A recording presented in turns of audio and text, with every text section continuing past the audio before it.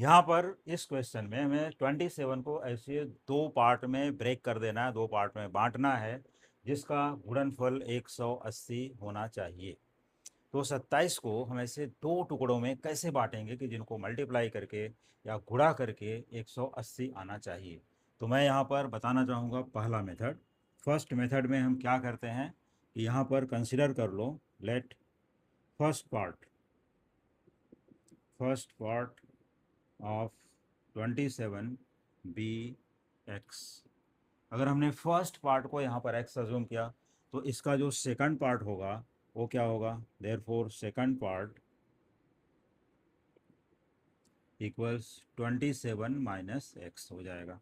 जैसे अभी मान लो कि कोई एक संख्या है 10, अगर उसका एक पार्ट 6 है, अगर एक संख्या 10 है, इसका एक पार्ट 6 है, तो दूसरा पार्ट क्या होगा, 10 माइनस 6 दैट इज़ 4। तो ये क्या है, 10 माइनस 6। तो इसीलिए हमने अगर एक पार्ट को x लिया है तो दूसरे पार्ट को क्या लेंगे, यहाँ पर 27 माइनस एक्स। जैसे यहाँ पर माइनस है, ठीक वैसे यहाँ पर भी माइनस कर दिया। अब इसके बाद हमें क्या करना है, अब इसके बाद ये 27 माइनस एक्स हो गया। ये बता रहा है कि जिनका गुणनफल 180 होना चाहिए। तो एक पार्ट देखिए एक्स है, दूसरा वाला क्या है 27 माइनस एक्स। तो चलो इन दोनों को मल्टीप्लाई कर देते हैं। As per as question X into 27 minus X equal to 180, ये कर दिया। अब बड़ी सावधानी के उससे इस ब्रैकेट को ओपन कर लेना है। तो x into 27 x into x minus x square और इक्वल्स यहाँ पर क्या आ गया 180। ठीक है, चलो इनको रीअरेंज कर लेते हैं, सभी टर्म को उस साइड लेके जाते हैं तो हो गया 0 इक्वल टू, पहले एक्स स्क्वायर को लेके जाते हैं प्लस हो गया माइनस से, और 27 को इधर लेके आएंगे माइनस 27x, और प्लस 180 ऑलरेडी यहीं पर है अपने साइड में। तो एक इक्वेशन हमें मिला X square minus 27x plus 180 equal to 0।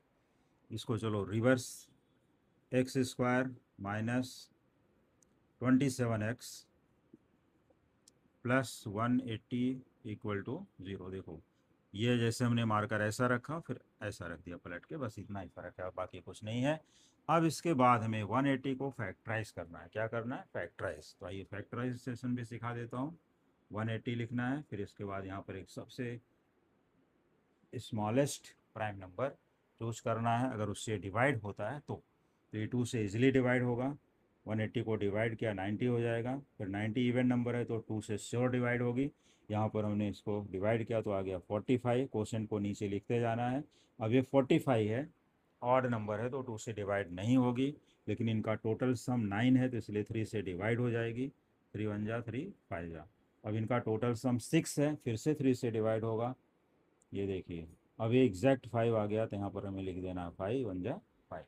तो इसके फैक्टर्स हो गए 2 इंटू 2 इंटू 3 इंटू 3 इंटू 5। अब ये देखना है कि इसमें जो हमारे पास फैक्टर्स आए हुए हैं ये प्लस है। ठीक है, ये क्या है, प्लस। अगर यहाँ प्लस आता है तो हम ये सभी नंबर को मिलाकर ऐसे दो नंबर में ब्रेक करेंगे जिनका टोटल -27 होना चाहिए। क्या होना चाहिए, -27। तो मान लो कि हमने अगर ये नंबर और ये नंबर ये दोनों को ले लिया, तो देखो ये तीनों को 2 इंटू 2 इंटू 3, ये कितना हो जाता है 12। और जो लास्ट के दो नंबर बच रहे हैं इनको अलग ले लिया, ये हो गया 3 इंटू 5, यहाँ पर आ गया 15। अब इन दोनों का टोटल कितना हो रहा है 27। तो ठीक है, तो यहाँ पर लिखना है एक्स स्क्वायर माइनस 12x, पहला नंबर ये 12 और ये 15, और -15x प्लस 180 इक्वल टू 0। लेकिन अब प्रश्न ये उठता है कि हमने यहाँ पर माइनस क्यों लिखा। प्रश्न क्या उठता है कि हमने यहाँ पर माइनस क्यों लिखा। तो माइनस क्यों लिखा, क्योंकि हमें दोनों नंबर का टोटल करके -27x चाहिए। तो जब दोनों नंबर का साइन सेम होगा और नेगेटिव होगा तभी इनको टोटल करके -27x आएगा। इसके लिए हमने दोनों नंबर में क्या लिया, माइनस। अब इन दोनों में कॉमन क्या है और इन दोनों में कॉमन क्या है। तो कॉमन के लिए यहाँ इन दोनों में हमें देखना है कि क्या यहाँ x इंटू एक्स है, यहाँ पर 12 इंटू एक्स है। तो इसमें नंबर है नहीं तो ओनली x कॉमन आएगा। यहाँ पर आ गया x, एक x यहाँ से निकल गया, सिर्फ 12 बचेगा, ये 12 लिख दिया।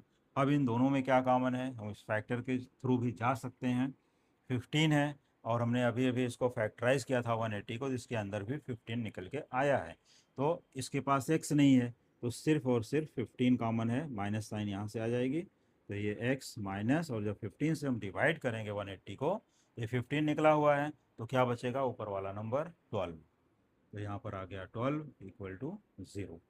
अब इसके बाद यहाँ से देखिए x minus 12, x minus 12 common है, इनको कॉमन किया, रिमेनिंग टर्म को दूसरे ब्रैकेट में डाल देना है, x माइनस 15 इक्वल टू 0।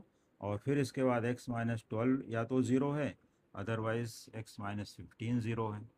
अब इनको क्या करना है, इफ x माइनस 12 इज 0 तो x इक्वल टू 12, और x माइनस 15 0 है तो x इक्वल टू 15।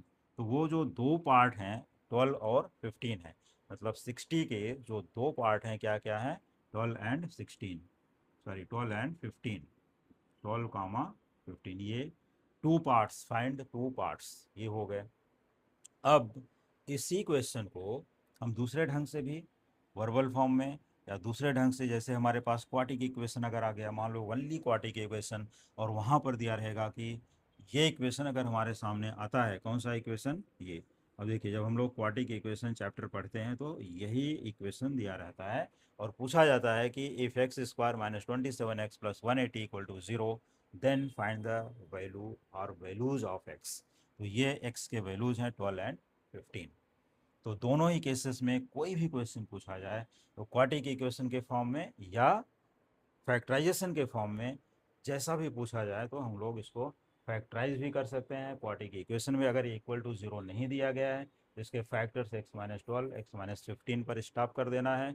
और वर्बल में पूछा गया तो इस तरह से क्वेश्चन आ सकता है, या इसको और भी दो तीन टाइप से क्वेश्चन बना के पूछ सकते हैं, जो मैं अपने अगले वीडियो में लेकर के आऊँगा और भी क्वेश्चंस। तो नेक्स्ट वीडियो देखना ना भूलें। तो मिलते हैं अगले वीडियो में एक न्यू क्वेश्चन के साथ। Thank you so much.